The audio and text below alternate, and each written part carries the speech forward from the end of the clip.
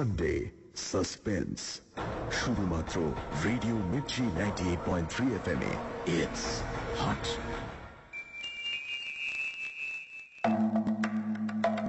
Sunday সাসপেন্সের আজকের গল্পটি মন দিয়ে শুনুন। গল্প বলার ফাঁকে আপনার জন্য থাকবে প্রশ্ন। সঠিক উত্তর দিতে পারলে আপনি পেয়ে যেতে পারেন দারুণ একটা প্রাইজ।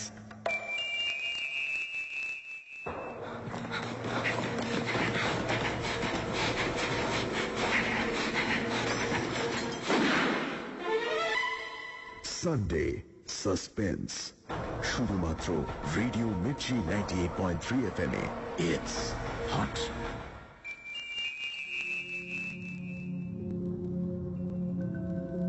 বাংলা সাহিত্যের রোমাঞ্চকর কিছু গল্প দিয়ে সাজানো আমাদের এই বিশেষ নিবেদন সানডে সাসপেন্স। আজকের গল্প সংকেত, রচনা নীরজ চন্দ্র মজুমদার। গল্পটি প্রথম প্রকাশিত হয় অগ্রহায়ণ 1360 বঙ্গাব্দে, অর্থাৎ 1954 খ্রিস্টাব্দে। আমরা গল্পটি নিয়েছি দেব সাহিত্য কুটির প্রকাশিত শুকতারার 101 ভূতের গল্প সংকলনটি থেকে। গল্প পাঠে মীর, গল্পের সূত্রধার দীপ। শুরু হচ্ছে সংকেত।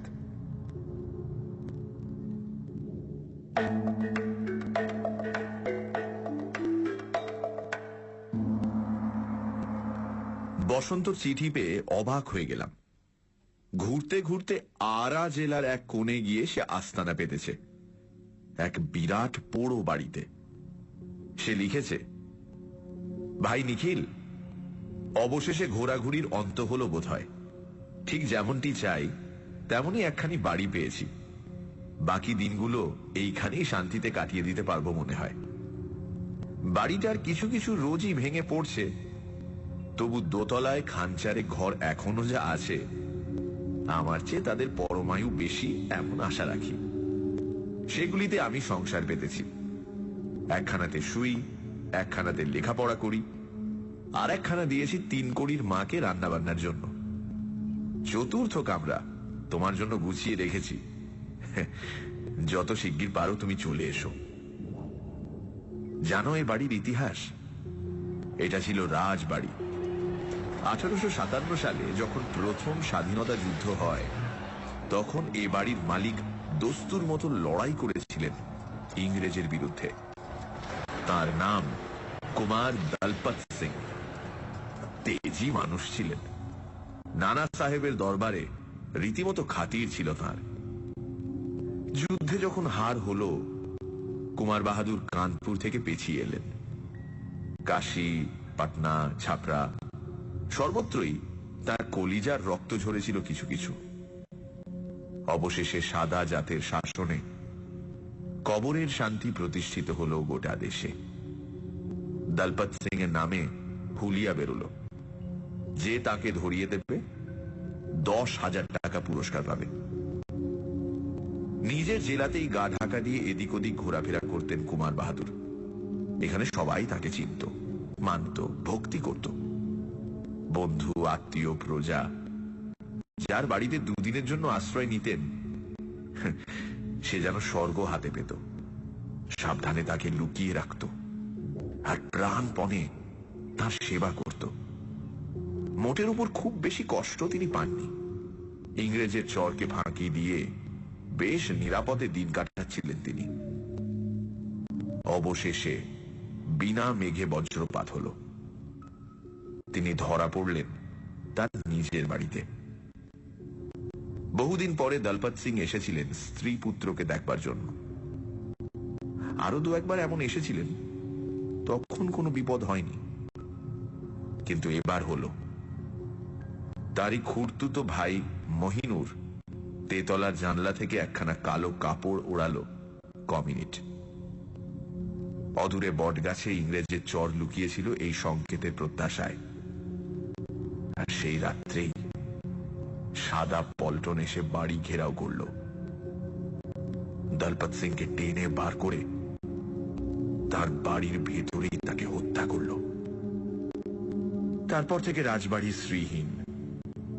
জমিদারির মালিক হল মহিনুর সিং, কিন্তু সে বাস করল পাটনায় গিয়ে। 50 বছর যেতে না যেতে বাড়িটা একেবারে পরিত্যক্ত হলো। এখনকার অবস্থা দেখলে তুমি হয়তো ভয় পাবে। চারিদিকে ইট পাথর ভেঙে ভেঙে পড়ছে, আশপাশে জঙ্গল গজিয়ে উঠেছে, পরিখার জল পচিয়ে দুর্গন্ধ ছড়াচ্ছে। কিন্তু পরিখার বাইরে নতুন কলোনি গজিয়ে উঠেছে একটা, যে মাঠে একদিন দলপত সিং 2000 সিপাহীকে কুচকাওয়াজ করাতেন, তার বুক চিরে লাল সুরকির রাস্তা চারিদিকে ডালপালা ছড়িয়ে দিয়েছে। আর তাদেরই গায়ে গায়ে মাথা তুলেছে পাকিস্তানি উদ্বাস্তুদের ঘর বাড়ি। প্রধানত ধনী লোকেদেরই কলোনি এটা। এখানে বিজলি বাতি পর্যন্ত এসেছে। মোটরের হর্ন আর রেডিওর রাগিনী সর্বদা শুনতে পাওয়া যায় আমার ভাঙা বাড়ির দোতলা থেকে। পরিখার এপারে এই কলোনি, ওপারে আবার খানকত কুঁড়ে, তারই একখানাতে 3 কড়ির মা বাস করে। এপারে আলো আর ওপারে অন্ধকার। এ দুইয়ের মাঝখানে আমার ভগ্ন পুরী। বর্তমান মালিকরা এ বাড়ির আসবাবপত্র সব সরিয়ে ফেলেছেন, তবে দরজা জানলাগুলো এখনো আছে। বছরে 200 টাকা মাত্র ভাড়ায় এই বিশাল ধ্বংসাবশেষ আমি ভাড়া নিয়েছি। এমন সস্তায় এত ভালো জায়গা দুনিয়ায় কোথাও পাবো না। আর আমার এত ভালো লেগেছে বলেই তোমাকে আসতে না লিখে পারলাম না। এটি তোমার বসন্ত। চিঠি পড়ে আমি অবাক। একটা পোড়ো বাড়ির উপর এরকম স্নেহ। নির্জনতা সে ভালোবাসে জানি, তাই বলে সারা জীবন একটা ভাঙা বাড়ির মধ্যে নিজেকে কবর দিয়ে রাখতে হবে, এ কি পাগলামি। বয়স তার সবে 30, অর্থ সামর্থ্য মন্দ নয়, ছবি আঁকতে পারে, লেখক হিসেবেও নাম করেছে একটু। সে লোক যদি এভাবে পৃথিবীর বাইরে চলে যেতে চায়, তাহলে বন্ধুর কর্তব্য হবে তাকে ধরে এনে ডাক্তার দেখানো। আর বন্ধু বলতে শুধু আমি, কাজেই আমায় যেতে হবে। এক শীতের প্রভাতে আড়ায় গিয়ে হাজির হলাম। সঙ্গে নিজের গাড়ি ছিল।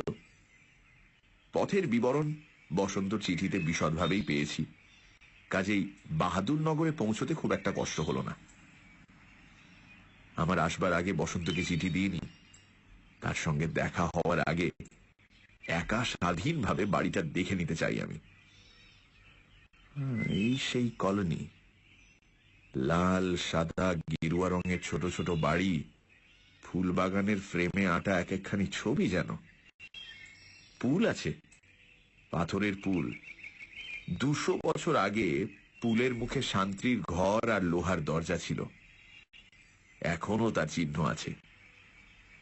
পুলের উপর দিয়ে ভাঙা রাজবাড়ির হাতায় এসে পৌঁছলাম। কি জঙ্গল চারিধারে, কিন্তু বড় গাছের জঙ্গল নয়, ছোট ছোট আগাছা। তাতে বিশাল অট্টালিকার এধার থেকে ওধার পর্যন্ত দেখার অসুবিধে হয় না। গাড়ি থেকে নেমে সেই দূর থেকেই নিষ্পলক নয়নে তাকিয়ে রইলাম বাড়িটার দিকে। মস্ত বড় বাড়ি, লম্বায় চওড়ায় যেমন তেমনই বিরাট উঁচু। বাড়িটা দেখে ভয় বিতৃষ্ণার বদলে শ্রদ্ধা হলো আমার। কেন যে পাগলা বসন্ত এমন করে বাড়ির মায়ায় বিভোর হয়েছে বুঝলাম। জিনিসপত্র নিয়ে খানিকটা এগিয়ে গেলাম বাড়ির দিকে। বসন্ত আওয়াজ পেল বাড়ির ভেতর থেকে। জানলাতে তার মুখ দেখা গেল একবার, তারপর নেমে এসে আমায় একেবারে বুকে জড়িয়ে ধরল। গাড়ি রাখবার জায়গার অভাব নেই। বসন্ত আমায় আস্তা বলে নিয়ে গেল। একসময় 500 ঘোড়া থাকতো এই আস্তা বলে। বাড়ির তুলনায় এটা বেশ ভালো অবস্থাতেই আছে। সেখানে গাড়ি রেখে বাড়ির ভেতরে ঢুকলাম। প্রথমে সিংহদ্বার, মোটা লোহার পাতে মোড়া জবরদস্ত কাঠের দরজা। তার ডাইনে বাঁয়ে মাথার উপরে তেতলা সমান উঁচু পাথরের দেয়াল। ভেতর থেকে যদি সিংহদ্বার বন্ধ করে দেওয়া যায়, কারুর সাধ্য নেই বাড়িতে ঢুকবে। সিংহদ্বারের পর একটা ঘর, দরবার ঘরের মতো। বহু স্তম্ভের মাথায় নকশা করা ছাদের কিছু অংশ এখনো বর্তমান। ভাঙা দিকটা দিয়ে চওড়া পাথরের সিঁড়ি ওপরে উঠে গেছে। সিঁড়ির পাশে একসময় কাঠের রেলিং ছিল, তার চিহ্ন এখনো আছে। বসন্ত বলল, বাড়ির মালিকরা রেলিংগুলো খুলে নিয়ে বিক্রি করে দিয়েছে। সিঁড়ি চওড়া, রেলিং না থাকলেও গড়িয়ে পড়ার আশঙ্কা নেই।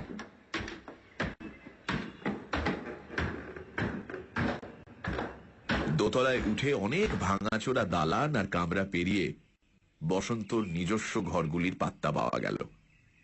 এগুলি রীতিমতো পরিচ্ছন্ন। পাথরের দেয়াল কোথাও একটুও চিড় খায়নি। গায়ে রাবণ বধের ছবি এঁকেছিল কোন শিল্পী, সেই কোন কালে। বিবর্ণ হয়ে গেলেও সে ছবির ভঙ্গি এখনো চোখে পড়ে। তিন কড়ির মার দেখা মিলল না।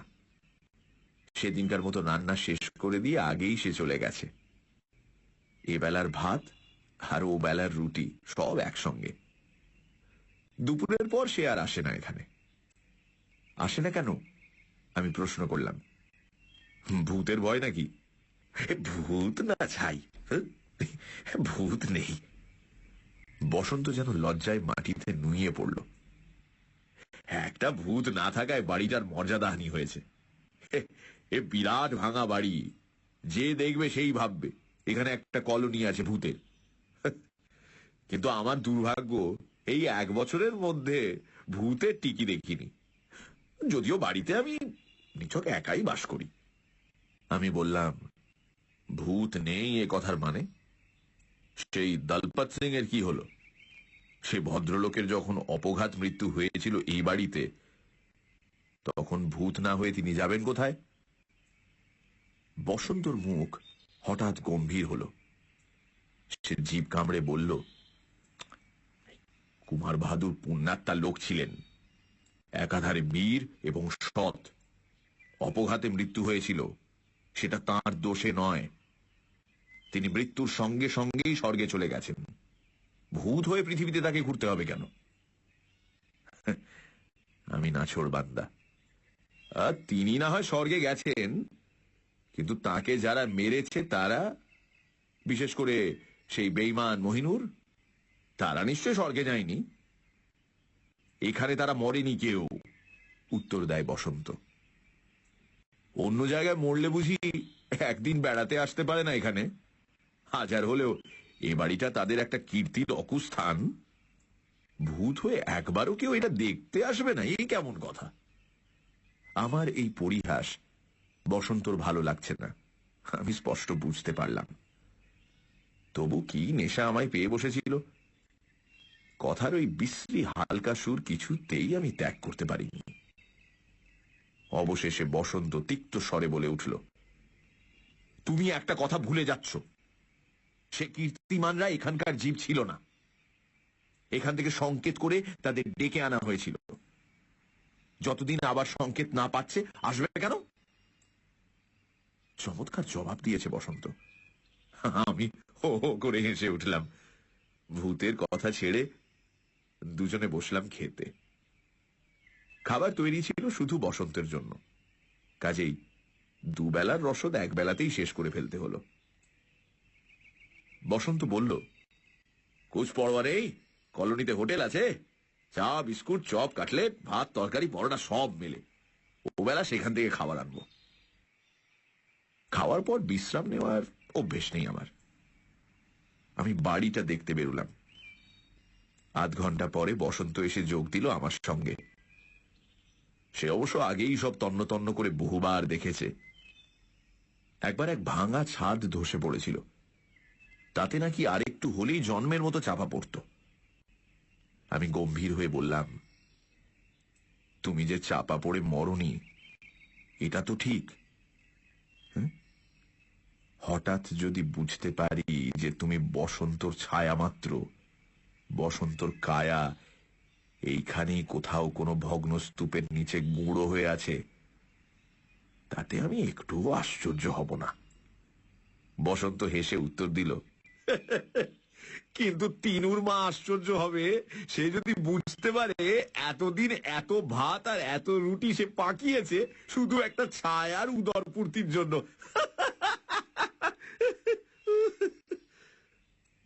কথা বলতে বলতে দুজনে সারা পুরীটা ঘুরে ঘুরে দেখছি।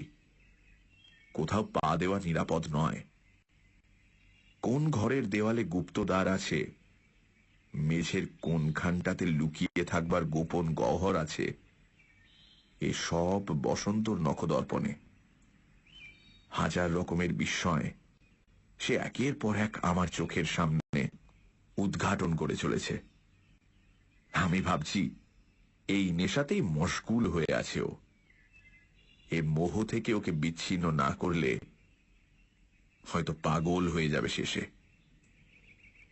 তেতলার ছাদের এক কোণে একটা সরু সিঁড়ি।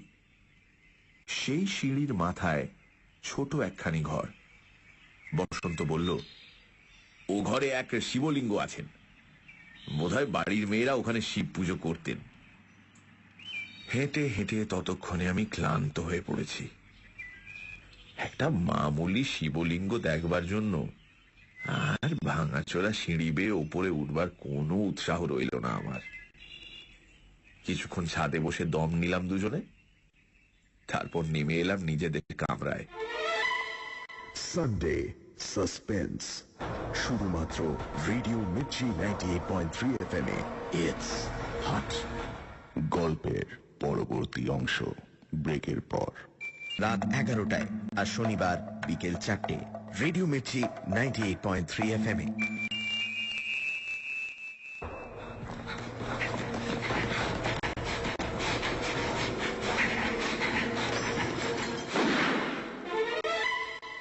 সানডে সাসপেন্স, শুধুমাত্র রেডিও মির্চি 98.3 FM এ। It's hot.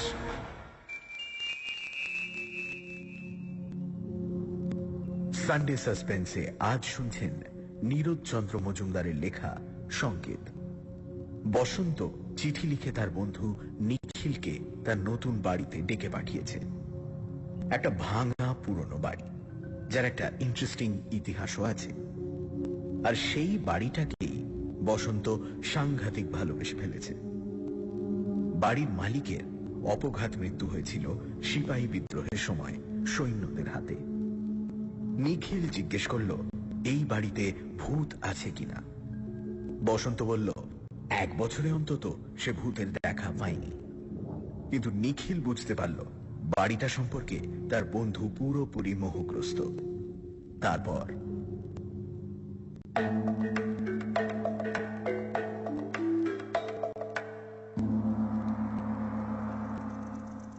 বিকেলের দিকে দুজনে হোটেলে গিয়ে খাবার কিনে আনলাম।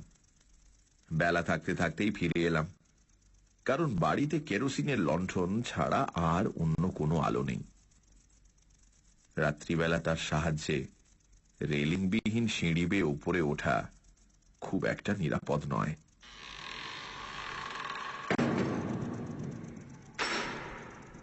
সিংহদ্বারে খিল দিয়ে দুই বন্ধু যখন দোতলায় উঠলাম, তখনও সূর্য অস্ত যায়নি। খাবারগুলো ঘরে রেখে বসন্ত বলল, তেতলায় চলো, সেখানে একটা জানলা দিয়ে সূর্যাস্ত দেখা যায়। সে যে কি চমৎকার! আমি 100 দিন দেখেছি, তবু আমার দেখার স্বাদ মেটে না। বসন্তর সঙ্গে সেই তেতলার জানলায় গিয়ে বসলাম। বসন্ত প্রায়ই এখানে বসে, কাজেই ধুলো খুব একটা নেই। সত্যি অপূর্ব দৃশ্য। খানকত খোলার ঘর, মাঠে ইতস্তত ছড়ানো। বসন্ত বলল তারই একটাতে 3 কড়ির মা বাস করে। সেই কুঁড়েখানার প্রায় 100 হাত পিছনে এক প্রাচীন বটগাছ, তার পিছনে একটা ঝিল। সেই ঝিলের জলে অস্ত সূর্যের রক্ত রশ্মি ছড়িয়ে পড়েছে, যেন এক ঝলক গোলা আবিরের মতো।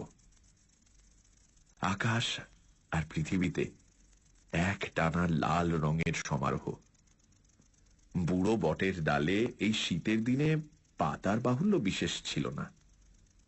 ন্যাড়া ডালগুলোকে মনে হচ্ছে যেন লালের পটভূমিতে সরু মোটা কতগুলো আঁকা বাঁকা কালির আঁচড়। দুজনে বসে আছি পশ্চিম আকাশের দিকে তাকিয়ে। হঠাৎ একখানা পা তুলে দিলাম সেই বেদির ওপর। পায়ের শব্দটা জোরেই হলো, আর সেই শব্দ শুনে আমরা দুজনেই একটু সজাগ হয়ে উঠলাম। ফাঁপা জায়গায় আঘাত করলে যেরকম শব্দ হয়, এ শব্দ সেই রকম। আমি মজা করে বললাম, বাড়িটার কোথায় যে কত গর্ত আর সুড়ঙ্গ আছে, তুমিও তা এতদিনে আবিষ্কার করতে পারোনি। এখানটাতেও কিছু আছে নিশ্চয়ই। বসন্ত বিনা বাক্য ব্যয়ে নিচে থেকে শাবল নিয়ে এলো। তারপর আমিও আর কথা না বাড়িয়ে তাই দিয়ে আঘাত করতে লাগলাম জানলার নিচেকার ফাঁপা জায়গাটিতে। দুটুকরো পাথর খুলে একটা অগভীর গর্ত দেখা দিল। সেই শাবলখানাই আমি নামিয়ে দিলাম ওর ভেতরে। খানিকটা নাড়াচাড়া করতে কি একটা জিনিস যেন জড়িয়ে গেল সেই শাবলের মাথায়। আমি সেটা টেনে তুললাম শাবল সমেত। একখানা কাপড়, রংটা ধোঁয়াটে, বেশি লম্বা নয়, হাত পাঁচেক হবে। বসন্তর মুখে ভ্রুকুটি। আমি মনে মনে হাসলাম। ও নিশ্চয়ই হিংসায় ফেটে পড়ছে। ওর বাড়িতে এসে আমি একটা গোপন রহস্য আবিষ্কার করে বসলাম, আর এই 1 বছরে যা সন্ধানও পাইনি। এই পরাজয় হজম করতে পারছে না যেন। কাপড়খানা জানলার বাইরে ধরে ভালো করে ঝাড়তে লাগলাম। ধুলো আছে ঠিকই, কিন্তু সে ধুলো ঝাড়লে যাবার নয়, এটা জানি আমি।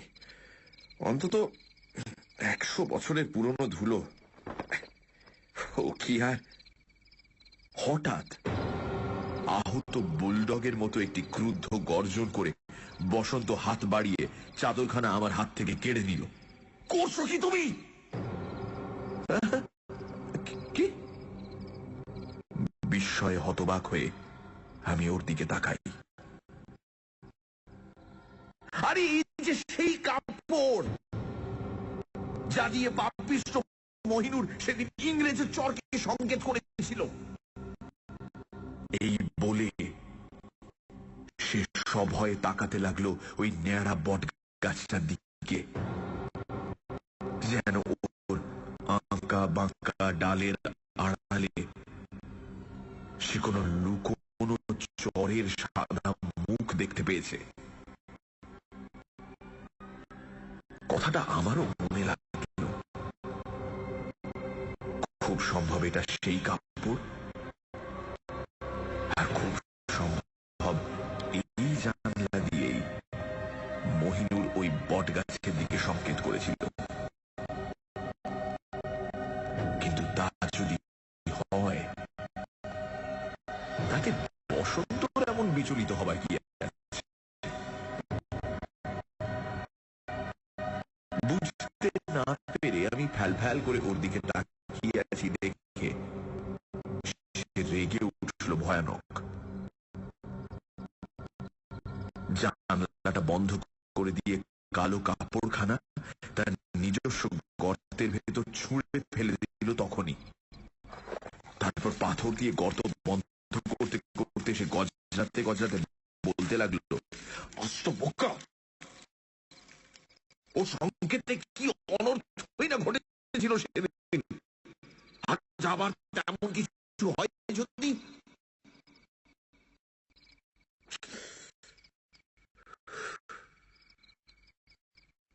আমি আকাশ থেকে পড়লাম। আজ আবার অনর্থ? কিরকম অনর্থ? কে ঘটাবে অনর্থ? আর কেনই বা ঘটাবে? ঝড়ের বেগে প্রশ্নের পর প্রশ্ন করতে লাগলাম আমি। উত্তর দেওয়ার আগে সে আমার হাত ধরে টেনে নামিয়ে নিয়ে এলো দোতলায় নিজের ঘরে। তখন সন্ধে হয়ে এসেছে প্রায়। ম্লান গোধূলির আলোয়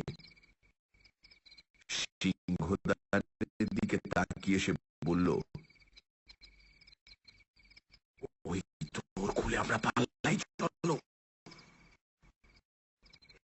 এখনো সময় আছে, তারা আসবার আগে আমরা পালিয়ে যেতে পারবো। হোটেলে একটা রাতের মতন আশ্রয় পেতে পারবো। চলো চলো, এখনই চলো, এরপর তারা এসে পড়বে হয়তো। কারা কারা এসে পড়বে?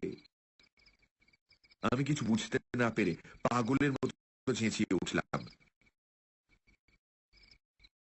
কিছু বুঝতে পারছিলাম না, কেবল এইটুকু ছাড়া যে অভাগা বসন্ত বদ্ধ পাগল হয়ে গেছে। আমার প্রশ্ন শুনে বসন্ত আমার দিকে স্থির দৃষ্টিতে চাইল। আমিও ভালো করে তাকিয়ে দেখলাম তার দিকে। না, তার চোখে পাগলামির কোনো আভাস নেই। তবে এসব কি বলছে ও? বসন্ত বলল, বুঝছো না, সেই সেদিন যারা এসেছিল, মনে করছো তারা আর নেই? তারা মরেছে বটে, কিন্তু তাদের হিংসা মরেনি। পাপ দীর্ঘজীবী, রক্তের তৃষ্ণা একবার জাগলে সহজে তা মেটে না। একটা সিং এর রক্ত পান করে সেই 200 গোরা সৈনিকের রক্ত পিপাসা চিরদিনের মতো ঠান্ডা হয়ে গিয়েছে ভেবো না। তারা আবার একটা সংকেত পাওয়ার প্রত্যাশায় আছে এই প্রায় 100 বছর ধরে, আর সেই সংকেত আজ তারা পেয়েছে সেই একই জানলা থেকে, সেই একই কালো কাপড়ের সংকেত। আজ তারা আসবে, আজ তারা আসবে ঠিক যেভাবে সেদিন এসেছিল।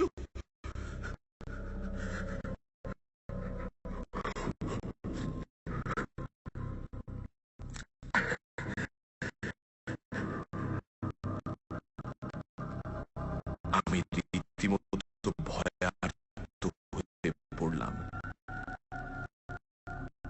আর সেটা শুধু ওর ভয়ের ছোঁয়াচ লেগে। পরক্ষণে জোর করে হেসে উঠলাম। কি বলছো বসন্ত? কিসের সংকেত? কিসের রক্ত পিপাসা? আর যত আজগুবি কথা ভেবে ভেবে এই 1 বছর ধরে তুমি নিজের মাথা খেয়েছো। চলো খেতে বসে যাক, খেয়ে লম্বা ঘুম, তারপর সকালে তোমায় নিয়ে বাংলা মুল্লুকে ফিরে যাচ্ছি আমি। ফিরে যেতে চাইলেই ওরা তোমায় যেতে দেবে? এসে তুমি উড়িয়ে দিলে আমার কথা। বেশ বেশ, তুমি যদি মরতে রাজি থাকো আমিও আছি, দেখি কি হয়। দুজনে গিয়ে খেতে বসলাম। কেরোসিনের আলো জ্বলছে মিট মিট করে, চারিদিকে থমথমে গুমোট, বাতাসের আভাস নেই কোথাও। জানলা খোলা আছে, কিন্তু কলোনিতে একটাও আলো জ্বলেনি এখনো। ওখানে বাড়িতে বাড়িতে গলিতে গলিতে বিজলি বাতি আছে, আমি দেখে এসেছি। তাহলে ওদিককার লাইন ফিউজ হয়ে গেল নাকি? মনের ভাব ভাষায় প্রকাশ করা মাত্র বসন্ত তিক্ত হাসি হেসে বলল, তুমি তো এতক্ষণে লক্ষ্য করলে। আমি বহুক্ষণ আগেই দেখেছি, আলো দেখা যাচ্ছে না, রোজ যায়, আজ দেখা যাচ্ছে না। ফিউজ হয়নি। বাড়িতে বাড়িতে 100 আলো জ্বলছে ওখানে। শুধু আলোর কথা ভাবছো তুমি? আমি ভাবছি গ্রামোফোন রেডিওর গানের কথা। রোজ প্রত্যেকটা বাড়ি থেকে তার আওয়াজ পাই, আজ আর পাচ্ছি না। আর এসবের মানে মানে বাইরের পৃথিবী থেকে এ বাড়িটা আলাদা হয়ে গেছে, আলাদা করে দিয়েছে ওরা। ওই বাইরে দেখছো জমাট অন্ধকারে দেয়াল, ও অন্ধকারে পৃথিবী নয়, প্রেত লোকের। আমি চকিতে স্তব্ধ হয়ে বসে থেকে লাফিয়ে উঠলাম। বসন্তর হাত ধরে তাকে তুলে বললাম, চল আমরা এক্ষুনি বেরিয়ে যাব। তুমি যা বলেছিলে হোটেলে রাত কাটাবো আজ। তোমার এসব আজগুবি কথায় বিশ্বাস করি না, বুঝলে? কিন্তু তুমি যেরকম ভয় পেয়েছো, তাতে এখানে তোমাকে আর এক মুহূর্ত থাকতে দেওয়া উচিত হবে না। চলো। আমার সঙ্গে ঘর থেকে বেরিয়ে যেতে যেতে বসন্ত বলল, চলো, কিন্তু বেশি দূর যেতে হবে না। ওরা এসে গিয়েছে, বাড়িটা ওরা ঘিরে বসে আছে। এখন বাইরে যাওয়া মানে ওদের মুখে ঝাঁপিয়ে পড়া। অবশ্য তাতে কিছু যায় আসে না। মরতে যখন হবেই, 2 মিনিট আগে না হয় পরে। এতক্ষণে আমারও যেন ধারণা হলো যে অনৈসর্গিক একটা কিছু ঘটতে চলেছে। রক্তের গন্ধ পাচ্ছি চারদিকে, বাতাস বইছে না, কিন্তু একটা শিরশির আওয়াজ কানের কাছে। কারা যেন ফিস ফিস করে কথা কইছে ঠিক আমার পাশে দাঁড়িয়ে।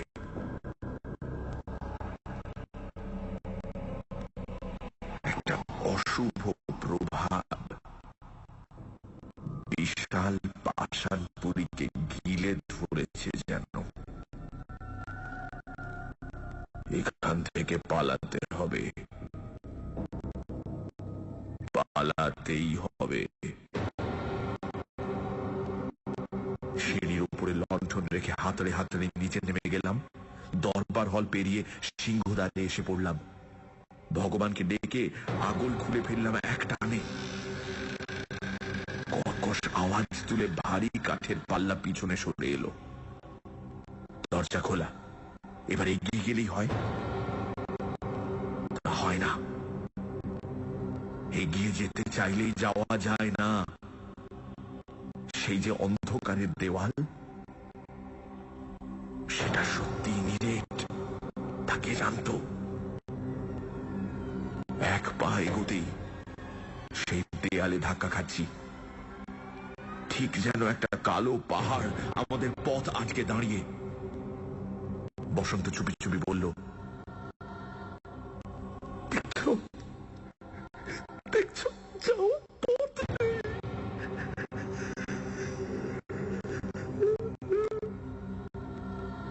হৃৎপিণ্ড ধুক ধুক করছে কিনা ভালো বুঝতে পারলাম না। সে বিষয়ে যখন আশ্বস্ত হলাম, তখন একবার তীক্ষ্ণ দৃষ্টিতে তাকিয়ে দেখলাম সেই অন্ধকার প্রাচীরের দিকে। প্রাণপণে চেষ্টা করতে লাগলাম ওই পাঁচিল ভেদ করে ওপারে তাকানো যায় কিনা, কিন্তু না। যেমন করে ধাক্কা খেয়ে আমাদের দেহ ফিরে এসেছিল, ঠিক সেইভাবে ধাক্কা খেয়ে দৃষ্টিও পেছনে পিছিয়ে আসতে লাগলো। কি করব ভেবে ঠিক করতে না পেরে হতভম্বের মতো তাকিয়ে আছি ওই অন্ধকার প্রাচীরের দিকে। এমন সময় হঠাৎ আলো জ্বলে উঠল এখানে সেখানে। মশালের আলো, সে আলোর রংটা নীলছে, আলোর সংখ্যা ক্রমে বেড়ে যাচ্ছে, সে আলোয় ঝকমক করে উঠছে শত শত ইস্পাতের ফলা। ওগুলো তলোয়ার না কিরিচ না বর্ষা। অস্ত্রের পেছনে সাদা সাদা মুখও যেন অস্পষ্ট দেখা যাচ্ছে অনেকগুলো। হঠাৎ পুরুষ কণ্ঠে ইংরেজি শব্দ কানে এলো।